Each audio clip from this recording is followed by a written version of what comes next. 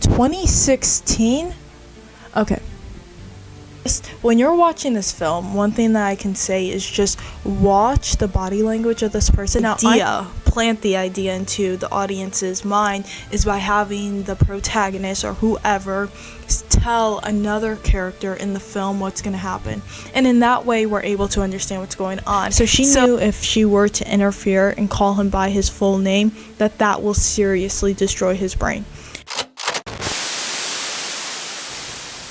Hello everyone and welcome to the Freestyle Podcast. I'm Nadia Gilmore and today we are doing a movie review on a 2016 film called Split. Now this is a psychological thriller film.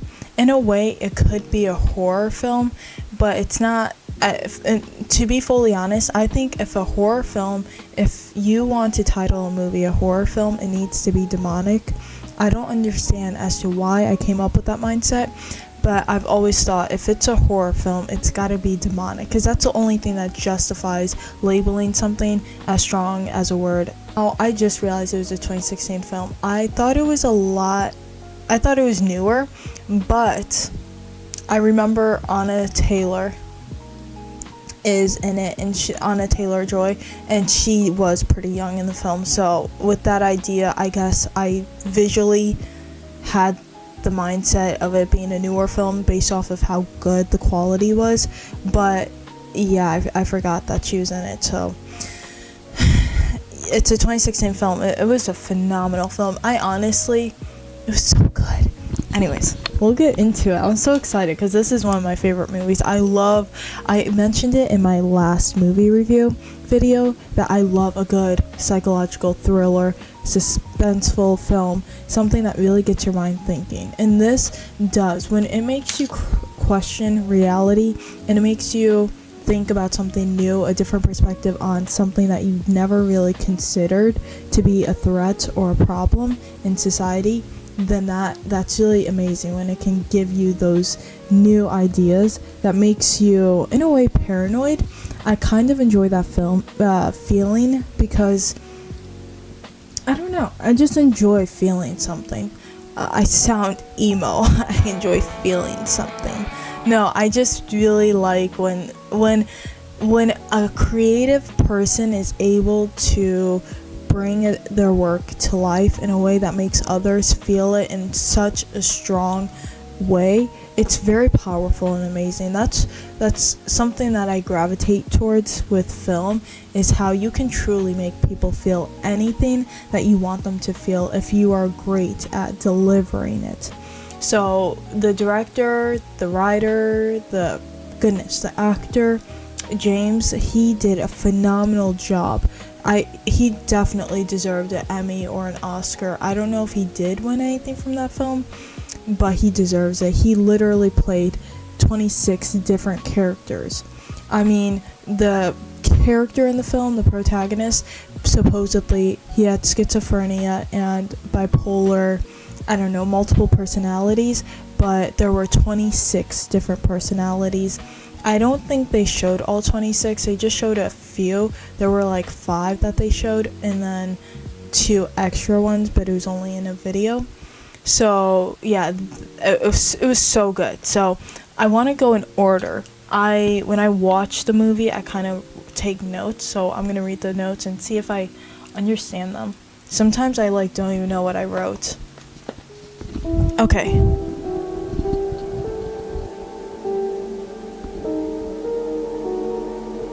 I think I just unplugged my microphone. Sorry, I need to make sure it's not unplugged. There are just some things. Okay, so when the girls are captured, line separates them.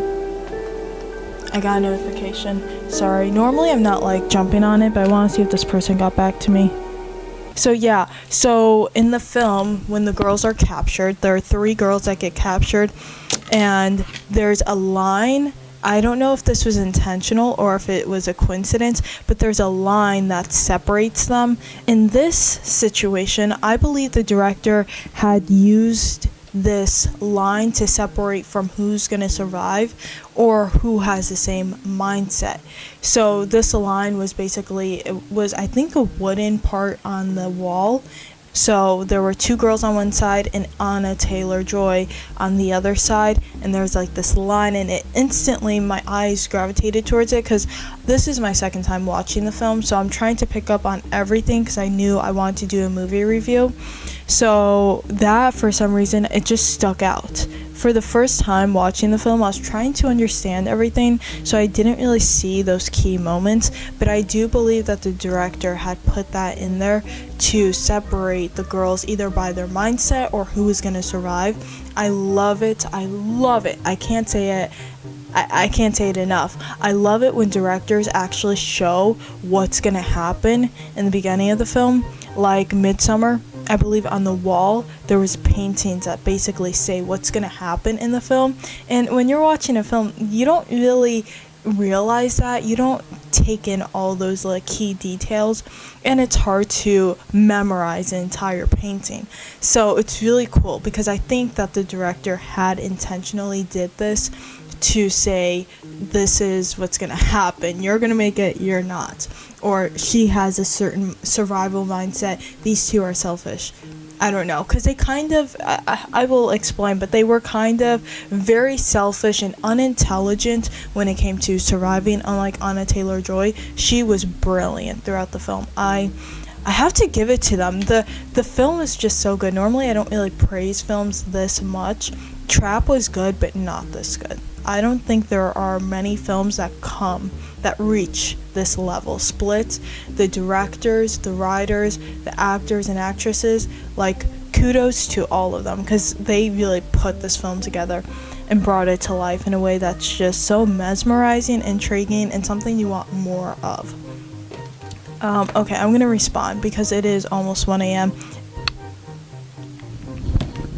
Okay, so we are going to move on to the second part, which I wrote, Psychologist realized it wasn't Barry due to his OCD-ness. Now, this is something that I did not recognize until she had him, the security guy, look at the footage of him, Barry, supposedly leaving the building. Now, the second time watching the film, I was, of course, aware of what was going to take place, but it was just key details, like tiny little things that I don't know why I don't recognize a lot of things that you possibly are supposed to recognize the first time you watch the movie. But that was one thing I want to point out, because I loved how the director kind of composed all the shots to show different key moments, such as him fixing I think it was like a candy tray, and there were multiple different things that he fixed. But just when you're watching this film, one thing that I can say is just watch the body language of this person. Now, I am super into psychology. I've read so many books, read so many articles, and watched so many YouTube videos about psychology, just because I think I know too much, because I can instantly know a person's motive, and I don't know if I want to. But also, you can never know too much of anything. But I find intriguing about psychology is that you can manipulate people, and basically psychology, it occurs all the time, constantly, subconsciously, without us knowing. So I think being educated in psychology is probably the most powerful thing that you could be educated in, because you could really use it for your advantage. And why I like these films, specifically Split, is that psychology is like the main character in this film, because you have this patient that's got multiple personalities, and it's basically your job as the audience to figure out who is he at the moment. He can be Dennis, he can be Patricia, and there was a part where I realized he pretended to be Patricia, but he was actually Dennis because he was OCD. Now, Dennis kind of took the role throughout the entire film, but the main character, the actual character that this person is Kevin, who is a 9-year-old boy, but he had lived through a traumatic he had a traumatic life because he was abused as a child, and due to that, it had kind of messed him up mentally and gave him multiple personalities. Now, someone with schizophrenia, I believe schizophrenia is either you get diagnosed when you're 16. I think that's the age where a psychologist can confirm if you have schizophrenia or not. Now, schizophrenia can be a genetic thing or a trauma-induced, and trauma-induced basically means you have to experience something that's extremely traumatic where it makes you disassociate so many times that you start building different personalities through different moments. So if you're extremely anxious, you become another person. Everything. And in the movie they're talking about how this person's allergic to something, but when they are sad they become another person, but that person isn't allergic to the specific thing. Now, I don't know if that's true. I haven't done research on that. I probably will, just to see if this has happened before. But so basically this person is Kevin, a 9-year-old boy who has schizophrenia and multiple personalities, and it's our job to figure out if it's Kevin or if it's Dennis, Patricia. There are so many people. Barry is the one that the client knows. When he goes to this client, he's Barry, but when he becomes Dennis, he tries to pretend to be Barry. Now, yeah, that was so your job in this film is to figure out who he is, and by doing so you have to basically watch his body language and everyone's body language. Now let me move on to the next part, which is, I said, love the way he prepared us for the beast. Definitely rewatch. Okay, so yes, I didn't realize what he meant when he mentioned the beast. Now, I was extremely clueless. I don't know if it was because the first time I watched it, it was really late at night. But normally when it's a film like this that's really good, my brain is 100% there. So when I said, love the way he prepared us for the beast, was he literally told them what was going on throughout the entire film. Now, I forgot what this is called. So it's basically when the director is wanting a straightforward dialogue where he wants the character to basically tell us what's going to happen. He can't have the character look at the camera and go, I'm going to become the beast, I'm going to do X, Y, and Z, and this is how it's going to happen. When you do something like that, it's not as engaging, and it makes the audience realize that they're watching a film, and it'll ruin the vibe. So the way that the directors incorporate the idea, plant the idea into the audience's mind, is by having the protagonist or whoever tell another character in the film what's going to happen, and in that way we're able to understand what's going on. So even though the character kind of knows, there's a lot of, I think, Hallmark films and cliche movies like that where we know that the character knows. They need to remind us what's going on, if you know what I mean. It may sound confusing, but there are times where the character should know, like, oh no, wait, I'm trying to give an example. Oh no, our car broke down. What are we gonna do? Well, I've got Johnny coming over. So once Johnny's here, we can... That's just like a stupid dialogue, but that's basically it, because we don't know what they're gonna do and how they're gonna do it. So in order for us to know, they have the character speak to another character.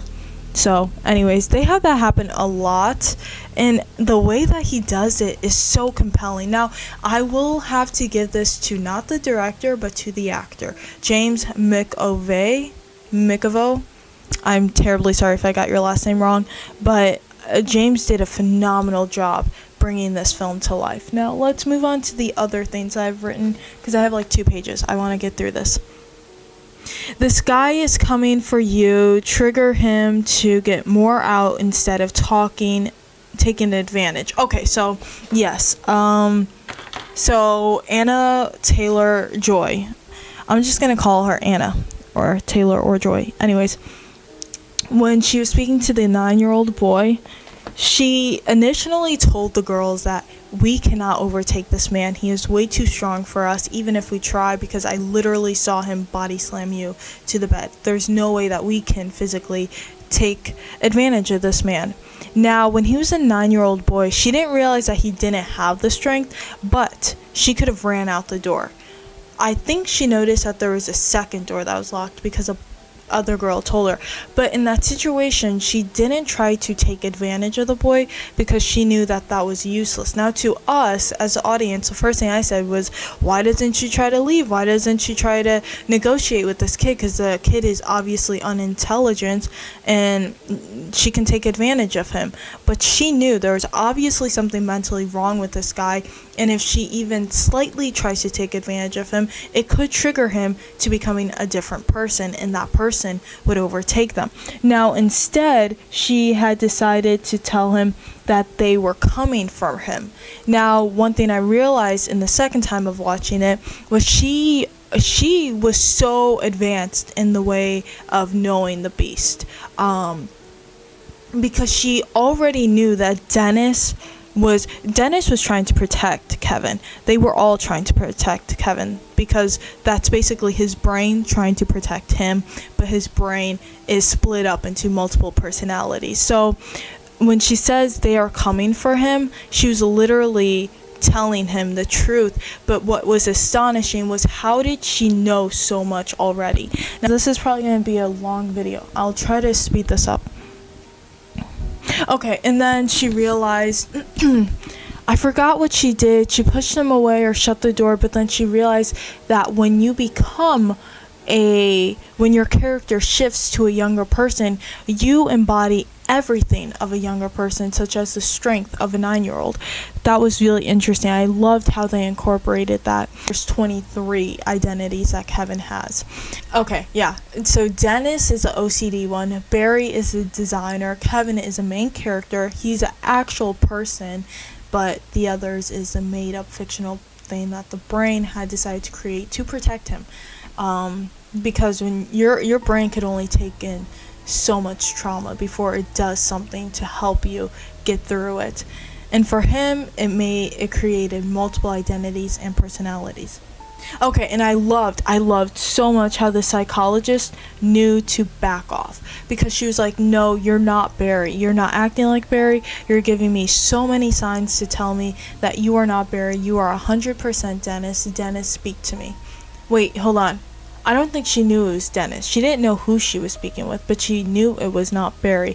And as much as she tried to tell him, this is a safe space, talk to me, he wouldn't. And she knew that she was going to interfere with something much stronger than her. So she was like, you know what, this is probably not safe and I should probably back off. And she did the wise thing, and she kind of just backed off and was like, okay, I'm sorry, I was just testing you. And she was trying to play it off.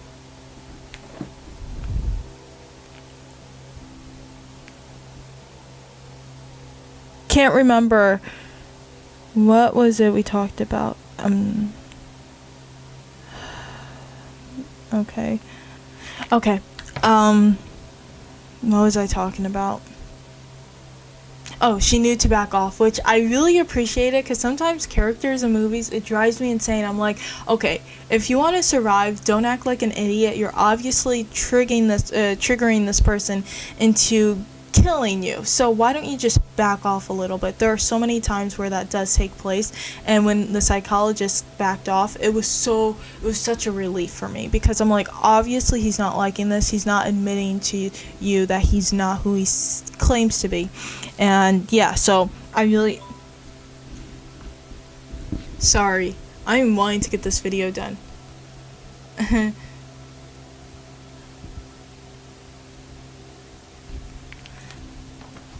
Okay,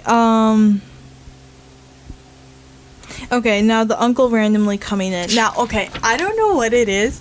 This is probably gonna scare you, but there are 2 pedophiles that I have, like, been around my life, and I instantly knew. I have this instinct. I'm not saying I'm a psychic or whatever, but I will admit that there are just some things I'm able to predict. I don't know what it is.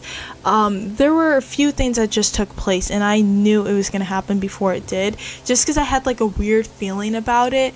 I was like, oh, whatever is something. I can't say it because I don't know if everyone knows, but And I just knew it. I had such a strong feeling, and I had such a strong feeling that this person is a pedophile. They look like it, they act like it, they're giving me pedophile vibes. And they were. I'm like so good at that, which I don't know if that's a skill that I want. Maybe when I have kids that would be something I would want, but I just had the feeling when I saw her uncle, I was like, the character did a great job, because he gave me the vibes of an abusive, I can't say the word on YouTube, but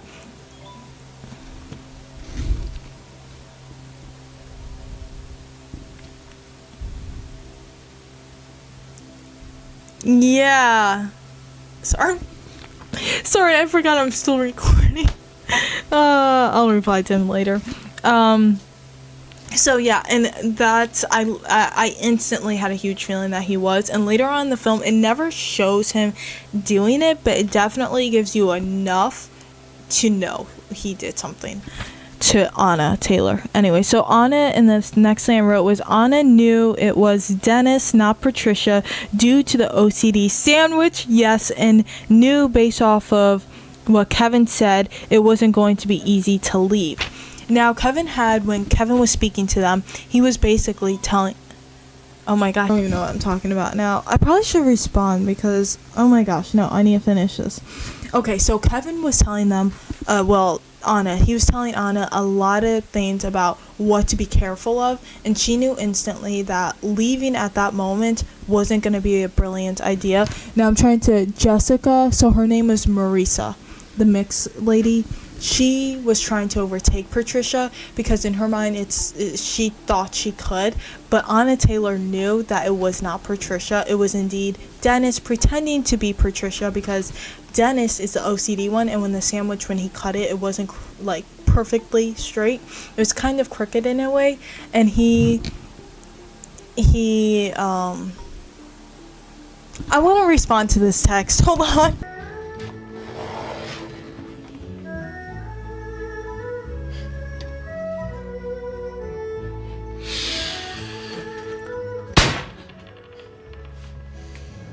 It's crooked. Forgive me.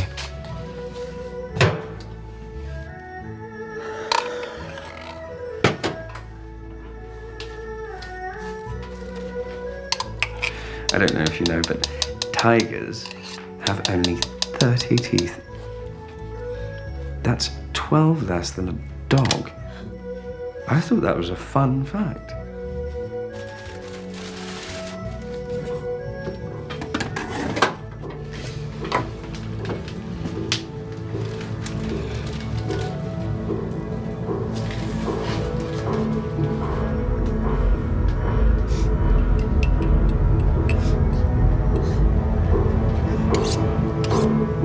Okay, so yeah, I loved how the first time watching the film, I was kind of confused because it was so new and interesting. It was such a new dynamic that I wasn't thinking about body language, personality, he's changing. It's this, I was just trying to understand what the heck's going on. Like, they just got abducted. Where are they? Who are they with? And then his personality kept changing. I think the most iconic scene was when they thought it was a girl, and then he walks in wearing a sweater and a skirt and heels, and they're like, what the heck? We're here! Help us! We're in here! What is this? How many are there? No. Don't go in there. Don't go in there.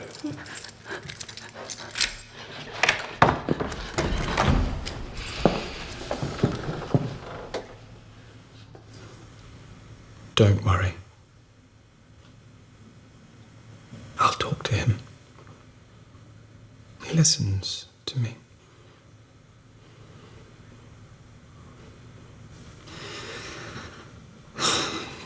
Do recommend watching a film like this 2 times, because the first time you're enjoying it, the second time you're really trying to understand it, which is pretty awesome. It was so good. I'm sorry, I keep saying that just because it was. I will be making a part 2, so if there was something that I missed and you guys want to mention, definitely put it in the comments down below, and I will check it out, read it, and see what you guys have to say, and I will pin my top comment. And if there's a movie out there that you guys want me to do a review on, definitely put that in the comments, and I will review whatever film you guys want me to. Anyways, I appreciate you guys being here and listening to this video. You guys have a great day, and I will see you Saturday and next Tuesday. Stuck inside of thoughts.